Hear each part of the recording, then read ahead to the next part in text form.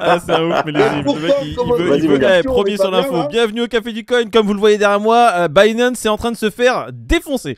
Voilà, ça, là, vous le voyez là, dans le coin, ici, là, hein, celle qui parle, c'est une des mafias qui a finalement réussi à faire son coup contre Binance, hein, les États-Unis, qui ont réussi enfin à, on va dire, avoir CZ. Hein, ils l'ont pris par le col et là, il est en train de passer devant le proviseur. Comment ça va, les gars? On a kidnappé CZ pour qu'il parle de tout ça avec nous. Exclusion définitive. Alors non, on n'a de pas l'établissement. kidnappé BCZ, mais on a un guest spécial qui est en direct du bureau de Gary Gensler. Salut Millésime, comment ça va?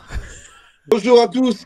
Millésime Pour qui ceux sera qui notre savent envoyé pas. spécial en direct du bureau de la SEC. Millésime, c'est un viewer de la première heure et quelqu'un qui nous est fidèle. Donc, on l'a invité ce soir, les amis. Un plaisir de t'avoir. Bah, comme tu l'as dit, bah, maintenant je travaille pour la SEC. Donc là, on est en train de monter avec nos amis Gilets jaunes aux États-Unis donc, pour se plaindre de Binance. C'est notre deuxième affaire FTX. On va plus se laisser faire. On va aller dans la rue. On va parler de ce qui se passe en live. C'est le DOJ qui finalement inflige en tout et pour tout une amende de 4 milliards de dollars. Et ils ont demandé à Binance de step down de son rôle de CEO. À CZ. À Me CZ, ma titille. biche. Ah, c'est ouais, c'est Z. J'ai dit quoi, Binance? Ouais. Bah, quelque Ouais. part, il demande à Binance. Binance d'être plus Oui. le numéro 1, Oui, oui, oui. de devenir le numéro 2. Mais les gars, c'est, enfin, moi quand j'ai vu cette news, parce que voilà, on a tout chopé d'un coup, j'ai eu des flashs de quand on disait rien n'est too big to fail à part peut-être Binance. Et encore, soyons prudents. Il y a ça qui m'est revenu et il y a ce truc de, putain, après SBF, je pense que les Kerry ils vont avoir le seum sur CZ. Et ma foi. Ils ont ont pas que tapé. le seum, hein, pas que sur CZ. Moi, l'amende de 4 milliards déjà qui décide de la payer comme ça j'ai l'impression que CZ il sort ça de sa poche arrière. Ah, 4 milliards, pas de problème, hein, tenez. Réseau TRX, c'est pas cher. Ne laissez pas vos coins sur les exchanges, quoi. On a eu assez d'histoires dans ce sens depuis l'époque de Mongox, Cryptopia. Ah, Cryptopia, Et- tu connais, bah, bien joué. Ah, oh, Donc, quel souvenir. l'expérience devrait faire réagir les gens, en fait, de ne pas laisser en fait, leur coin sur la self-custody, tout simplement. Ça va plébisciter le self-custody, mais n'allons pas trop loin. Pour l'instant, Binance s'en sort sain et sauf, entre guillemets. Il n'y a rien qui vient entacher, on va dire, la stabilité de Binance. Ils ont juste une amende qui est assez grosse à payer. Hein. Je crois que c'est la plus grosse amende jusqu'à ce jour que la SEC ait donnée, enfin que le DOJ demande. Et quand même, le truc le plus salé, c'est qu'ils demandent vraiment à CZ de quitter son rôle de CEO. Et moi, c'est ça qui me dérange un peu. Donc la stabilité de Binance, moi, je la remets pas en doute. Binance, pour moi, Mais il est assez inculpé stable. à titre personnel, hein, déjà. Hein. J'ai l'impression que tout ça, c'était très calculé par les États-Unis pour peut-être, alors ça sera mon opinion, et vous allez me dire ce que vous en pensez, mettre quelqu'un en place chez Binance qu'il puisse contrôler. Ou vraiment commencer à avoir les doigts dans la confiture de Binance pour que, enfin, ça soit plus l'électron libre, le numéro 1. Il y a quelques années, je t'aurais dit. Tu t'appelleras même plus ça Binance, ça sera une marionnette avec la main des steaks voilà. dans le C'est ça. Binance, quoi, très clairement. Et moi, c'est ce qui me dérange en fait. Je sais pas si c'est. Mais il y a vous. quelques années, je t'aurais dit non, arrête de voir des complots partout. Là, c'est pour moi à 90% ça. 70%. C'est le numéro 1, il faut qu'il soit contrôlé par nous. Et là, pour l'instant, voilà, ils ont joué aux échecs, ils ont réussi leur coup, là, j'ai l'impression. On s'est toujours dit, on a vécu pas mal de, pas de crash, mais pas mal de petits remous depuis qu'on a lancé la chaîne. Et on a toujours posé cette question, à savoir à qui profite le crime. Et là, pour le coup, bah, à la régulation, à la centralisation, aux US, je sais pas, il va y avoir une espèce de bataille maintenant entre Coinbase et Binance qui vont se battre pour le monopole. Il faut quand même penser à sortir des exchanges. Ouais, mais c'est comme tu dis millésime. C'est vraiment une belle pub là maintenant pour les gens qui vont se dire il va peut-être se passer quelque chose, je vais retirer mes fonds. D'ailleurs, toi, est-ce que tu as même des fonds sur Binance, millésime? Bah, pas du tout. Moi, ça fait longtemps que j'utilise plus d'exchange, encore moins de DEX. Après, bon, pour ceux qui me connaissent, ils savent que je suis plutôt Bitcoin focus. Ouais.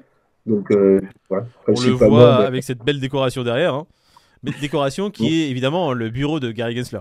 Et... tout à fait. Tout à fait. Qu'est-ce que ça t'évoque maintenant, cette affaire qu'il y a eu et ce dénouement de l'affaire? Moi, tu vois, la majorité des gens pourraient dire c'est un complotiste, Moïd. Il est en train de voir le mal partout. Binance avait des casseroles. C'est que, on va dire, justice que de voir cette finalité chez Binance. Moi, je vois vraiment un plan qui a mis très longtemps à se mettre en place et qui prend enfin effet pour les États-Unis. pour toi, ça serait quoi? Je pense que vous l'avez déjà stipulé dans d'autres émissions précédentes. Ça fait déjà quand même quelques mois que la SEC sont sur les côtes de CZ. Bien sûr qu'il leur fait un peu de mal parce que c'est quand même la première plateforme mondiale d'échange. Donc oui, on connaît bien les États-Unis. Ils aiment être numéro un dans tout ce qui s'agit de finance. Ils ont mis des coups de pression à Kraken, ils ont mis des coups de pression à Coinbase. Donc, après, avec l'histoire de FTX, on va dire, c'est un peu lui qui a mis un peu le pied à l'étrier à cette histoire. Donc, ils veulent sa peau. Et on s'était dit, le mec, il a vraiment fait tomber SBF, donc on espère pour lui qu'il sera carré de chez carré. Ah bah là, le karma strike. Non, mais le problème, David, c'est que t'as beau essayer d'être carré, la régulation en place aux États-Unis, elle est tellement floue que les gens qui essaient d'être carrés depuis plusieurs années, bah, ils n'y arrivent pas. Les propres acteurs américains sont dans le même cas de figure. T'as les sénateurs qui sont venus maintes et maintes fois dire hey, Gary, est-ce que t'as une régulation qui est carrée déjà? Gary qui était là, oh, plus ou moins, ça va quand même. Et quand on lui demande d'être clair sur les points, il dit oh, c'est déjà assez clair. Si il avait des règles claires dès le début, CZ, peut-être qu'aujourd'hui, il serait pas dans cette sauce-là. Donc c'est là où je dis ils ont été malins et ils avaient un plan à très long terme. Finalement, ils s'acharnent sur Binance et CZ, mais c'est pas pour le bien de la réglementation ou du particulier ou du business. Absolument en général. pas. C'est juste parce que Binance nuisait au paysage américain par rapport à ce que compte faire le gouvernement et à l'adoption des crypto-monnaies. Et que c'est pas normal qu'une entité comme Binance avait l'hégémonie sur le marché. Et donc, pour moi, c'est pas quelque chose qui est fait dans le bon sens. CZ, il représente aussi l'Asie, hein, donc on va dire un peu la Chine. Alors ça, donc, tu vois, c'est le problème, c'est que pour moi, alors nous, on sait qu'il représente absolument pas l'Asie, c'est juste, il est d'origine asiatique. Mais il y a la Chine, elle a absolument, enfin pour moi, peut-être que je suis naïf aussi à ce niveau-là. À chaque fois qu'on parle de CZ, j'ai l'impression que c'est sous-entendu. Oui, non, CZ, c'est quand même un asiatique. Il y a la Chine derrière. Alors que pourquoi? Pas que. Dis-moi. Parce que il y a un des sièges qui est le plus connu de Binance, il est à Singapour. Et il y a eu dernièrement le gros sommet blockchain à Hong Kong. Et CZ a été reçu en grande pompe, quoi. Et je veux dire, même tout le summit était plus ou moins sponsorisé par Binance. À Hong Kong, on connaît la politique de Hong Kong sur les crypto-monnaies à l'heure d'aujourd'hui, et je pense que CZ peut être un des leaders et voire même le fer de lance. Mais c'est ça, on va rebondir sur ce que tu dis parce que c'est très intéressant ce que tu dis. Pourquoi CZ a été reçu comme ça en Asie? Mais parce qu'il est le CEO du premier exchange mondial. Et l'Asie a des positions radicalement différentes de l'Europe et des États-Unis. Là où l'Europe, nous, on est en train d'encore essayer de mettre en place des régulations super strictes où on laisse rien se développer. Les États-Unis qui sont un peu plus souples, où les règles sont totalement floues, ils disent amusez-vous, on fera des procès dans 5 ans. On a l'Asie qui est totalement différente, qui est en train de s'adapter au monde de la blockchain et se dit tiens vas-y tu sais quoi, on va mettre le pied à l'étrier, c'est bon, on a fait assez de FUD entre 2017 et 2020. Là aujourd'hui le ton pour moi de l'Asie est radicalement différent et on est, on va dire, dans un monde où... Et puis, tu as des gros pays émergents en Asie qui ne sont pas représentés par la Chine, hein, que ce soit la Corée, le Japon Tout à fait. Et qui, eux aussi, drainent le marché. Voilà, et c'est pas que la Chine, en fait, au final. Hein. C'est ça. Est-ce que, justement, j'aimerais justement en profiter pour rebondir sur ça. Moïd, si jamais tu as l'occasion de nous montrer les prix, là c'est même pas une correction qu'il y a eu. Hein. Attends, je vais te montrer les prix. Hop là. C'était un petit peu rouge à un moment donné, oui, mais là on est sur un petit retracement comme il y a eu il y a 2 semaines. Enfin, tu vois, il n'y a rien de méchant. Alors là, on a les bulles dans tous les sens. Et là, on va revoir les prix maintenant vraiment direct. Le TH, je grossis le trait, mais toujours à 2K. BTC toujours à 37. Enfin, à 37 pour le Bitcoin, ouais.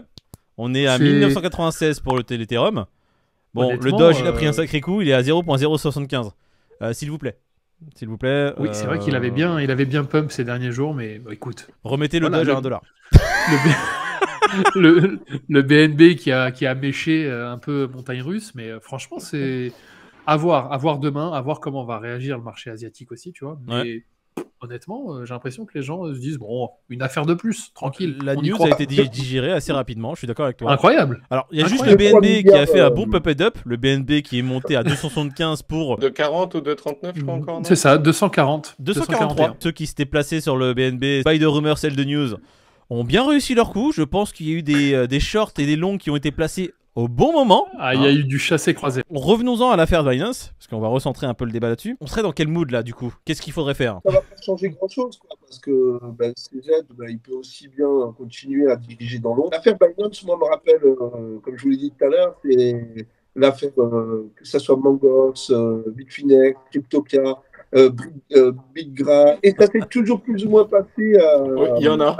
à des périodes avant le bull run ou juste au début du bear market. C'est juste en fait compte le cycle qui recommence, quoi. Moi, je dirais que c'est la fin d'un cycle, vraiment, pour le coup. Les exchanges comme ça, où ils faisaient un petit peu ce qu'ils voulaient, où les États regardaient ça un peu de loin, sans trop se mêler. J'ai l'impression que là, on est en train de tourner une page, finalement. Et d'ailleurs, je suis incapable de dire si cette page, elle est bonne ou pas bonne, hein, parce que pour moi, une fois de plus, je le vois pas comme une protection, mais plutôt comme une emprise. Avec les MNBC qui vont arriver et tout le bazar. J'ai l'impression que quand même, il y a une page qui se tourne à ce niveau-là. Je te rejoins déjà. Et ce qui a été fait, Binance a eu ce côté dégène en mode il faut qu'on se développe vite, quitte à lister des coins à la con, quitte à les délister ensuite. Ils ont fait beaucoup d'erreurs, ils se sont lancés tête baissée dans plein de trucs. Je pense que ça a fait du bien malgré tout. Ça a permis à plein de gens de connaître la crypto. Maintenant, c'est clairement une page qui se tourne et je pense que c'est pour le mieux. On revient aux fondamentaux en fait. Alors, Exactement, la self-custody. je vais quand même mettre un peu d'eau dans le vin. Un petit bémol. Ouais, non, de l'eau dans le vin, parce que là, pour moi, la news, elle est assez grosse parce que là, on a vraiment un investment d'idéologie. On a parlé de Mt. Gox, Cryptopia juste après Binance. Alors, Mt. Gox, Cryptopia, c'est des exchanges qui ont totalement disparu. Binance n'a pas disparu, d'accord. Binance s'est mangé une amende qu'ils vont payer sur 15 mois. D'accord, c'est même pas les 4 milliards, hein. Il y a déjà une partie qui a été donnée, il y aura à peu près moins de 2 milliards qui vont être payés sur 15 mois. Voilà. 1,9 pour démarrer. CZ qui n'est juste plus CEO, mais l'exchange pour l'instant se porte plutôt bien. Ouais, ça bougera pas. Ça bouge pas. Donc un peu d'eau dans le vin, c'est aussi la fin du FUD qui disait que Binance va disparaître, Binance avec tout ce qui se passe avec la SEC. Non, les poursuites sont terminées. Ils ont mis tout ça derrière. Ça veut dire que là maintenant, Binance est toujours là et le futur est clean. C'est ça aussi qu'il faudrait mettre en avant. Parce que pour le moment. Oui, mais, mais sous quelle forme et sous quelles conditions? Quand tu compares à des crypto.com et à des FTX, je pense qu'ils ont quand même eu une meilleure gestion de leur image que ces exchanges-là. Ils se sont pas payés des stades, ils se sont pas payés des artistes, ils se sont pas payés des politicards. C'est intéressant ce que tu dis, parce qu'on se l'est dit. Tout faire pour être le plus clean possible. Et je pense que c'est peut-être un peu ça qu'on leur reproche aussi. En fait. Bon, on va faire un petit mot de la fin du coup sur cette histoire. David, tiens, ça serait quoi ton mot de la fin? Le mot de la fin, c'est que on reste quand même sonné. Hein. C'est quand on a appris ça, là, il est quoi? Il est 22h, on a appris ça il y a à peu près 3 heures. Ça reste. En fait, c'est bizarre parce que, comme je vous ai dit, moi, je me suis pris les flashs de quand on disait non, Binance, quand même, c'est big et tout. Ils ont bien géré le bear, comme tu disais, Millésime. Mais en vrai, perso, je relativise très vite en me disant, écoute, Mt. Gox, c'est terminé, mais on a survécu. Cryptopia pareil, FTX pareil. La caravane passe, mais nous, on est là. On reste là, et ceux qui y croient restent là. C'est de bon augure pour la suite. Ça faisait longtemps que je l'avais pas dit. Tiens. Allez, Millésime, ton petit mot de la fin?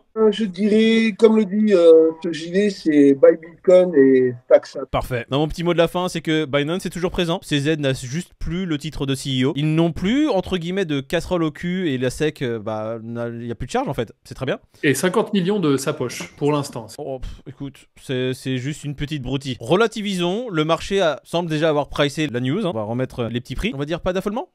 Bah, pas de FUD, ouais, pas de FUD, les gars.